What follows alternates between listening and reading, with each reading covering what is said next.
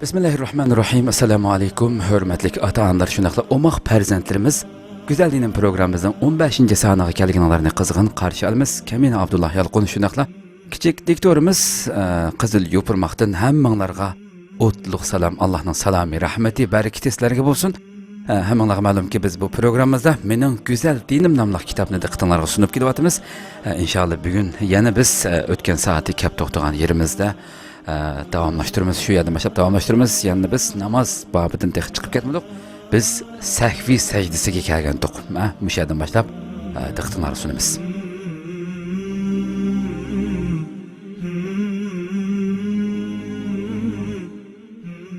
Sahviy sajdasi.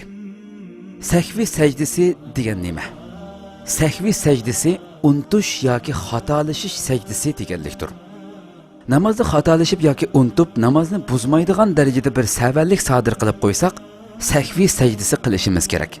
Bu sahviy sajdasi orqali kamchiligimizni to'liqlagan bo'lamiz. Qaysi ahvollarda sahviy sajdasi qilishimiz kerak? Javob: birinchi, namoz ichidagi farzlardan birini unutib kechiktirgan vaqtimizda sahviy sajdasi qilishimiz kerak. Bu farzlardan birini ado qilmagan chig'imizda, masalan, ruku qilmay qolsak, namozimiz buzildi. Namozni qayta o'qishimiz kerak bo'ldi. Ikkinchi, namozning vojiblaridan birini unutib tark qilsak yoki kechiktirsak, sahviy sajdasi qilishimiz kerak. Endi sahviy sajdasi qilishga tegishli ba'zi ahvollar. Masalan, 4 rakatlik bir namozning 3-rakatida o'ltirilmaydi. Agar o'ltirib at-tahiyyatu duosini o'qigan bo'lsak, namozning oxirida sahviy sajdasi qilishimiz kerak. Chunki bu xil ahvolda qiyom, o'ri turish farzni kechiktirgan hisoblanamiz. Ya'ni 3-rakatdan keyin asli qiyomda turishimiz kerakdi qoida bo'yicha. Darhol yana o'ri turishimiz kerak, 4-rakatga turishimiz kerak. Bu yerda 4-rakatga turmay unutib qolib 3-rakatda biz at-tahiyyatuda o'ltirganligimiz uchun 4-rakatning qiyomi, ya'ni o'ri turish farzdan iborat bu narsa kechiktirilganligi sababli biz eng oxirida sajda sahvisi qilamiz. Yana namozda surani Fatihadan ilgari o'qigan chig'imizda sahviy sajdasi qilishimiz kerak. Chunki Fatiha surasini boshqa oyatdan ilgari o'qish vojibdir. Shundaqla Fatiha surasidan keyin boshqa sura o'qishni unutib rukuga ingishgan bo'lsak, rus turib sura o'qimaymiz. Ruku va sajda shaklida namozimizni davomlashtiramiz. Namozning oxirida sahviy sajdasi qilamiz. Chunki Fatiha surasidan keyin sura o'qish vojibdir. Shundaqla yana bir misol, vitr namozi o'qiganda agar duoyi qunutni o'qishni unutib qilib rukuga ingishgan bo'lsak, qayta o'rnimizdan turib duoyi qunut uchun takbir aytib duoyi qunut o'qimaymiz. Namozga ruku va sajdada davom qilaverib, namozning oxirida sahviy sajdasi qilamiz. Chunki duoyi qunut o'qish vojibdir. Buni albatta farqliq tushunadigan farqli hadislarga asosan bevosita eng oxirida hatto rukudan keyin duoyi qunutni o'qishning sunnat ekanligi to'g'riliq nurg'un ma'lumotlar keldi. Bu yerda faqat bir xil shaklda tushuntirilgan. Shundaqli yana bir misol, 3 yoki 4 rakatlik namozlarning 2-rakatida o'ltirishni unutib o'rnimizdan turgan bo'lsak, qaytib o'ltirmaymiz. Namozga 3-rakatdan davom qilamiz. Namozning oxirida sahviy sajdasi qilamiz. Chunki ham birinchi o'ltirish hamda at-tahiyyatu o'qish vojibdir. Xo'sh, endi namozda birdan ko'p sahvanlik sodir qilsak, qancha qitim sahviy sajdasi qilishimiz kerak degan savolga javob: sahviy sajdasi qilishga tegishli bo'lgan bir qancha sahvanlik tufayli bir qitim sahviy sajdasi qilish kifoya. Endi sahviy sajdasini qanday qilamiz? Javob: namozimizning oxirgi o'ltirishida at-tahiyyatu duosini o'qigandan keyin avval o'ngga, ondan so'lga salom beramiz. Orqadan Allohu akbar degach sajda qilamiz. 2 qitim sajda qilamiz. Oxirgi o'ltirishdagi duolarni yangi boshdan o'qib salom beramiz. Bu ba'zida qanday bo'ldi deganda o'ng tarafga assalomu alaykum deb salom berib o'tiblam. Uning keyindan bevosita sajda sahvisiga berib 2 qitim sajda sahvini qilib bo'lgandan keyin yana at-tahiyyat o'ltirib eng oxirida salom berib namozdan chiqamiz. Bu shaklda bo'ldi. Xo'sh, tilovat sajdasi bobiga keldik. Tilovat sajdasi degan nima? Javob: Qur'oni Karimda ba'zi oyatlar bor bo'lib, bu oyatlar o'qilgan vaqtda sajda qilish kerak. Bu oyatlarni o'qiganda qilingan sajda tilovat sajdasi deb ataladi. Qur'oni Karimda qancha sajda oyati bor? Javob: Qur'oni Karimda 14 sajda oyati bor. Tilovat sajdasi qilishning hukmi nima? Javob: sajda oyatini o'qigan va anglagan kishining tilovat sajdasi qilishi vojibdir. Undan boshqa sajda oyatining tarjimasini o'qigan yoki eshitgan kishimi sajda qilishi kerak. Xo'sh, namoz jarayonida tilovat sajdasini qanday qilamiz? Javob: namoz jarayonida sajda oyati o'qilganda ikki xil ahvol bor. Birinchi, namozda sajda oyatini o'qigandan keyin to'xtasak yoki o'qishga davom qilgandami 3 oyatdan ko'p o'qimasak, rukuga egilib ondan sajda qilamiz. Bu namoz sajdasi bilan tilovat sajdasini ado qilgan bo'lamiz. Ikkinchi xil ahvol, sajda oyatidan keyin o'qishga davom qilsak va 3 oyatdan ortiq Qur'on oyati o'qisak, sajda oyatidan keyin Allohu akbar degach udul sajdaga ingishimiz. Sajdada 3 qitim Subhana robbiyal a'la degandan keyin takror takbir aytib, yana Allohu akbar deb o'rnimizdan o'ri turib, sajda oyatidan keyingi oyatlarni o'qishni davomlashtiramiz. Ya'ni bu shaklda davom qildi. Xo'sh, endi namoz sirtida tilovat sajdasini qanday qilamiz? Javob: namoz sirtida sajda oyatlaridan birarsini o'qigan vaqtimizda tahorat bor holda qibla tarafga oldimizni qilib, Allohu akbar degach sajdaga ingishimiz. Sajdada 3 qitim Subhana robbiyal a'la degandan keyin takror Allohu akbar degach sajdadan beshimizni ko'tarib, o'rnimizdan turamiz va g'ufronaka robbana va ilaykal masir deymiz. Shuning bilan tugaydi bu namoz sirtidagi tilovat sajdasi bu shaklda bo'ldi. Xo'sh, endi namoz o'qish makruh bo'lgan vaqtlar degan babga keldik. Namoz o'qish makruh bo'lgan vaqtlar bormi? Javob: namoz o'qish makruh bo'lgan 3 vaqt bor. Bu vaqtlarda hech qanday namoz, mayli farz bo'lsin, vojib bo'lsin, sunnat bo'lsin, nafl bo'lsin, mayit namozi, qazo namozlar o'qilmaydi. Tilovat sajdasi qilinmaydi. Birinchi vaqt kun chiqayotganda. Kun chiqishdan e'tiboran taxminan 45 minut atrofidagi bir vaqt, bu kun chiqayotgan vaqt yana. Agar bomdod namozi o'qiyotganimizda kun chiqsa, namozimiz buziladi. Keyin qazosini o'qishimiz kerak bo'ldi. Ikkinchi, kun tiklashganda, peshin namozining ilgirki taxminan 45 minut atrofidagi bir vaqt, kun tiklashganda. Uchinchisi, kun petiyotganda, quyoshning sarg'ishi va petishi orasidagi taxminan 45 minut atrofidagi bir vaqt. Bu vaqtda faqat shu kunki asr namozining farzini o'qishga bo'ladi, kun petiyotganda. Endi faqat nafl namoz o'qish makruh bo'lgan vaqtlar bormi deb bu savolga javob: 2 vaqt bor. Bu vaqtda farz, vojib, jinoza va qazo namozi o'qig'ili bo'ladi, tilovat sajdasi qilg'ili bo'ladi, lekin bu 2 vaqtda nafl namoz o'qish makruhdir. Birinchi, bomdod namozi vaqtida. Tong otgandan kun chiqquncha bo'lgan oraliqda shu kunki bomdod namozining sunnatidan boshqa har qanday nafl namoz o'qish makruhdir. Ikkinchi, asr namozining farzidan keyin nafl namoz o'qish makruhdir. Demak, namoz o'qish makruh bo'lgan vaqtlardan iborat bu babmi? Shuning bilan tugadi. Xo'sh, tuvanda namozlarim mavzuliq bu go'zal Abdullah Damirining bu go'zal hikoyasini kichik diktorimiz Qizil Yupurmoq huzuringizga sunadi. Qani marhamat.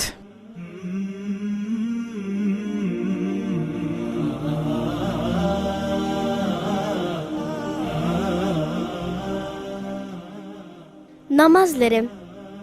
Çoğun anasının sözleri kulağıma kirdi. Oğlum, muşu çaqıcı namaz okumagan bar mı? Çoğun anası 70 yaşqa kirgen idi. Amma azan okulgan haman ornadan çaçrap durup yeshiga mas kelmeyen çaqqallık bilen taharet ilip namazını okuydu. Oğul bolsa hemişe nefsinin keyniga kirip namazını vaqti chiqib ketay deb qalgan oxirgi minutlarda aran aldırap saldırap o'qib tugatdi. Xiyolida bularni o'ylagach o'rnidan turib soatga qaradi. Xubdan namozi vaqtiga yana 15 minut vaqt qolgan edi. Pushaymon ilkida beshini ikki tarafga chayqagach, yana kechikdim namozga, dedi o'z-o'ziga. Tezlikda tahorat ilib, yuz ko'zni surtmayla o'zini hujrasiga atdi. O'zini zo'rlab yurib tiz namozini o'qidi. Namozdan keyin tasvir siyirgash cho'ng onasining so'zlarini esladi. Bu turqimni ko'rsa, ochiq-chuchuk gap qiladi menga yana, dedi. O'g'il cho'ng onasini bakli yaxshi ko'radi. Bu muborak mo'may namozini shunchalik berilib o'qiydi-ki, o'g'il uningga qarab hayronu has bo'lib qoladi. Mo'may namozda shunchalik ixlos bilan turadi-ki, Allah'tan eyminib yüzünün rengim özgürüp ketedi. Oğul özünü çoğ anısı bilen siliştirip, özünün hakikaten qamlaşmagan bir iş qilganligini his qilib, ko'ngli bearam bo'ldi. Bugun oqshomgacha qattiq yerib ketgan edi. Xuddi ustini bir tugman teshi besib olgandek ig'ir edi badani. Duo qilganda beshini ikki olqini bilan tutib sajdaga qo'ydi. Namozdan keyin birdam mushundaq yetib tafakkur qilishni yoqtiradi. Ko'zlari yumildi. Nimancha yerib ketgandiman, dedi. Mühdek bastı shu yotqancha. Qiyomat bo'lgan edi. Mahsharda hamma yer intayin qistan edi. Har taraf odamlar bilan liq tulib ketgan edi. Ba'zilar tong qetib turib qolgan bo'lib, jimjit holda atrofga nazar silib turardi. Ba'zilar o'ng so'l tarafga chepib yugurishib yurardi. Ba'zilar tizlanib o'ltirib, ikki olqini bilan beshini tutib nimanidir saqlayotdi. Yuragi xuddi ko'krab qapizini teshib chiqib ketadigandek tez-tez so'qishga boshladi. Chip-chip sovuq terlar oqdi. Hayot vaqtida qiyomat, mahshardagi savol so'roq va tarozi haqida nurg'un narsalarni olgan bo'lsa-mu, oxiratga munosabatlik bu uqum, atalg'ular uning diqqatini bek tortmagan edi. Mahshar maydonidagi bu titrash, qo'rqish va saqlashning bunchalik dahshatlik bo'lganligini xayolig'imga keltirmagan edi. Savol so'roq davomlashyotdi. Bu orliqda uning ismi chaqirildi. Hayron bo'lib, o'ng so'lga qaradi. "Mening ismimni o'qiyotамsizlar?" dedi, lag'ildab titrab turib. Qistilishib turgan odamlar ikki tarafga ayrilib, uning oldiga bir yo'l ochilgan edi. İki kishi uni tutib ilib mangdi. Ularning mahshar kundagi xizmatchi farishtalar ekanligi aniq edi. Qistonchilikdagi kishilarning orasida tamtirab oldiga qarab mangdi. Markaziy bir yerga keldi. Farishtalar ikki tarafga ketdi. Uning beshi yerga sangilib turardi. Butun hayoti bir kinoga o'xshash o'tdi ko'z oldidan. "Ko'p shukri", dedi o'z-o'ziga va so'zini davomlashtirib, "Dunyoga kelib ko'zimni ochgandan boshlab har doim Alloh yo'lida xizmat qilgan insonlarni ko'rdim. Dadam kishilarga tabliq qiladi. Mol dunyosini islom uchun sarf qiladi. Anam uyimizga kelgan mehmonlarni kutadi. Dasturxonlarning birini yig'ib, yana birini ochadi. Kunlar mushu tariqada o'tadi. Men mushu yo'lda mangdim. İnsanlarga xizmat qilishga tirishdim. Ularga Alloh haqida so'zladim. Namoz o'qidim, roza tutdim, farz qilingan ishlarning hammasini ado qildim. Harom ishlardan yiroq turdim. Kirpiklaridan ko'z yoshlari tomchilashga boshladi. Rabbimni yaxshi ko'raman. Hech bo'lmagandimi yaxshi ko'radiganligimni his qilyapman, dedi. Yana bir tarafdan Rabbim uchun qanchalik qilsam oz, jannatga kirishimga yetmasligi mumkin deb o'ylayotdi. Birdan bir sig'indig'ini Allohning rahmati edi. Hisob xeyli uzun davomlashdi. Chip-chip terlab ketgan edi. Qaddi pukilib, lag'ildab dir-dir titrayotdi. Ko'zlari taroziga tikilgan bo'lib, amallar tortilgandan keyingi natijasini saqlayotdi. Oxirda bir hukm chiqadi.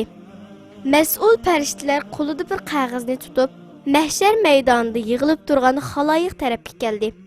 Oldi bilan o'g'lining ismini o'qidi. Buni anglab o'g'lining putlari yerda tura olmay qoldi. Yiqilib tushgili tasla qoldi. Hayajonda ko'zlari yumilib, hukmni anglash taqazzoligida qo'liqini ding tutib turdi. Mahshardagi qista-qistan xaloyiq "Ah" dedi. O'g'lining quliqi xato anglayotamdi ya. Uning ismi jahannamga ketadiganlarning qatorida edi. Tizining ustida yig'ilib o'ltirib qoldi. Hayronlikda dong qetib qolgan edi. "Bu mumkin emas", deb vaqirdi. O'ng so'l tarafga tipirladi. "Men qandoqsiga jahannamga kiray? Hayotim bo'yicha xizmat ahli bilan bir safda turdim. Ular bilan birlikda ishladim. Har doim Rabbimning ismini so'zladim", deydi. Ko'zlari chekchiyib, lag'ildab titrab badanidan ter qo'yiladi. Mas'ul ikki farishta uni bilaklaridan tutib, so'rgan peti qistonchilikdan o'tib, o't yalqini egizga o'rlab turgan jahannamga elib mangdi. U qattiq tipirlaydi. Acaba medet yo'qmi? Yordam qilgudek biraylan chiqmasmi? Yalvurish aralash talaffuzda kekeshlab og'zini ochdi. Xizmatlarim, tutgan ro'zlarim, o'qigan Qur'onlarim, namozim hech qaysisi meni qutuldira olmasmi? deydi. Jon jahli bilan to'lab yalvuratdi. Jahannamga mas'ul farishtalar uni so'rab mengiverdi. Jahannamning o'tlariga yaqin kelib qolgan edi. Beshini burab orqa qardi. Oxirgi qitim tipirlayotdi. Payg'ambar alayhisalom uyining oldida iqib turgan daryo suyida kunda 5 qitim yuyungan inson qanday pokizlangan bo'lsa, kunda o'qilgan 5 vaqt namozmu insonning gunohlaridan shundoq poklaydi degan edi. Mening namozlarim endi meni qutqizmasmi deb o'ylayotdi. Namozlarim deb vaqirab yig'lashga boshladi. Mas'ul farishtalar to'xtamadi. Mengishni davomlashtirdi. Jahannamning beshiga keldi. Jahannam o'tining harorati yuzini kuydirdi. Oxirgi bir qitim orqaga qardi. Yig'lab ko'z yoshlari qolmagan edi. Umidimi qolmadi. Beshini sangiltib, ikki puklanib qoldi. Belikidan ching tutqanlar uni qo'yib Jahannam farishtalaridan biri uni ittirib Vücudi havoda laylab jahannam o'tiga tushib Dal 1-2 metr tushib bo'lganda bir qo'l uning bilkidan tutdi. Beshini ko'tarib yuqoriga qaradi. Uzun, oq soqolliq bir buvay uni jahannamga tushishdan qutqizib qolgan edi. Buvay uni ustiga tortdi. U ustidagi chang to'zonlarni qiqishtirgach, buvayning yuziga qaradi. "Siz kim?" dedi. Buvay kulimsirab, "Men sening namozlaring" dedi. "Nimishqa bunchalik kechikib keldingiz? Oxirgi minutlarda aran ulgirdingiz. To'la o'ylab ketgan edim sizni" dedi. Buvay kulimsirab beshini chayqadi. "Sen hamisha meni oxirgi vaqtlarga aran yetishtirding. Esingga keldimi?" dedi. O'g'il sajdadan beshini ko'tardi. Badanidan chiliq-chiliq ter iqib turadi. Sirtdagi ovozga quloq soldi. Xubdan namoziga azon o'qilyotdi. O'qdek chachrab, o'rnidan turib, tahorat ilishga mangdi. Xubdan namozi uchun.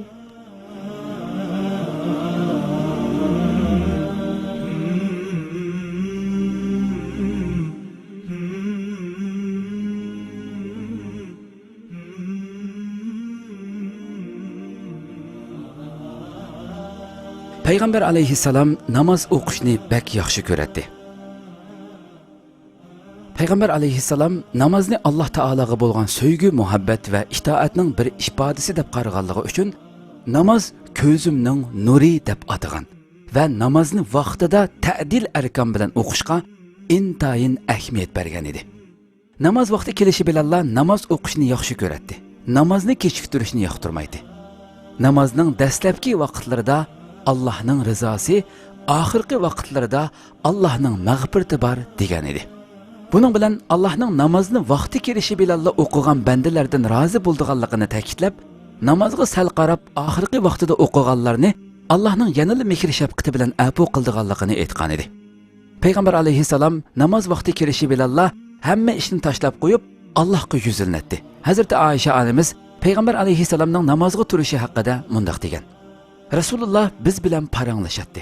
Bizmi uning bilan paranglashatdik. Ammo namoz vaqti kelishi bilan u xuddi bizni tunimaydigandek bir holatga kelib, butun vujudi bilan Allohga yuzlanadi. Farz namozlardan sirt vaqt topsila nafl namoz o'qiydi. Biri ish tufayli xo'shal bo'lsa, shukr qilish uchun namozga turadi. Biri ish tufayli ko'ngli yerim bo'lsa-mu, yana namozga turadi. Bir qatim puti ishib ketguchi namoz o'qigan edi. Hazrat Oysha onamiz uningga: "Ey Rasululloh, sizning o'tmish va kelgusidagi barliq gunohlaringiz mag'firat qilingan tursa, nima qilasiz o'zingizni buncha harg'uzib?" deganda, "Ey Oysha, Allohga shukr qiladigan bir banda bo'lmaymanmi?" deb javob bergan edi. Payg'ambar alayhissalom hayotining oxirgi mezgillarida qattiq og'rib yetib qolgan chog'dami namozni tashlamagan edi. Kesili og'irlashib, badani ojizlashib qolgan bo'lsa-mu, peshin va asr namozi vaqtida ikki kishining yo'lishi bilan uyidan chiqib masjidga kelib, jamoat bilan birlikda namoz o'qigan edi. Vafot bo'lish oldida ummatiga eng muhim ishlarni takror ta'kidlab, munularni tavsiya qilgan edi. Namozni hargiz tashlamanglar. Namozni hargiz tashlamanglar. Malay cho'rlaringlar, ayollaringlar va ballariinglarning haqqiga rioya qilishda Allohdan qo'rqinglar. Bu hadis Abu Davud adab bobining 123-24 boblarida tilga Allah Taala mundaq deydi: "Ey Muhammad, oilangdagilarni va ummatingni namozga buyurgin. O'zingmi uni ado qilishga chidamliq bo'lgin. Biz sendan rizq talab qilmaymiz, biz sana rizq beramiz. Yaxshi oqibat faqat taqvodorlarga xosdir." Sura Taha 132-oyat. Suyimli payg'ambarimiz mundaq deydi: "Namozga turganda xuddi hayotingdagi eng oxirgi namozingni o'qiyotgandek diqqat bilan o'qi. Keyin seni pushaymonga qo'ydigan gapni qilma."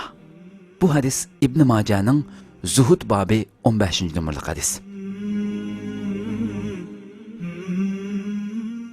Hayotini islomni eng go'zal shaklda tabliq qilish va sahobalarni ilohiy tarbiya bilan yetishtirishga beg'ishlagan payg'ambar alayhissalom huzur manbasi namozni hamma kishining eng chiroyli shaklda o'qishini orzu qiladi. Mu'ta urushiga berish uchun tayyorlangan Abdullah ibn Ravoha yo'lga chiqish oldida payg'ambarimiz bilan xo'shlashgili kelganda payg'ambar alayhissalomdan ayrilishga ko'zi qiymagan holda: "Ey Rasululloh, menga men yodlab oladigan va esimdan mangu chiqmaydigan bir ishni tavsiya qil" deganda payg'ambar alayhissalom uningga: "Sen ata odamlari Allohga bak oz sajda qiladigan bir davlatga borasan. U yerda ko'p sajda qil, ko'p namoz o'qu" dedi. Vaqidi 2-jild 758-bet.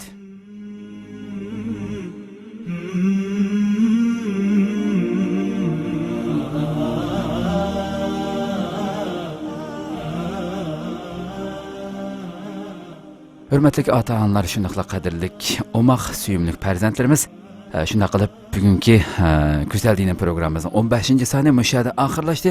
İnşallah yeni bir qadimli programmamizni ko'rishgacha sizlarni Janobi Allohga topshiramiz. Bizlar uchun ijobatli duolaringlarda duo qilib qo'yishinglarni chin qalbimizdan umid qilamiz. Assalomu alaykum va rahmatullohi taala va barakatuh. Qani qizli yupurmoq, sizmi xo'shlashib oling. Hurmatli ota-onalar va qadrli kichik do'stlar, kelar qitimqi programmamizni ko'rishgacha sizlarni Janobi Allohga topshiraman. Assalomu alaykum va rahmatullohi va barakatuh.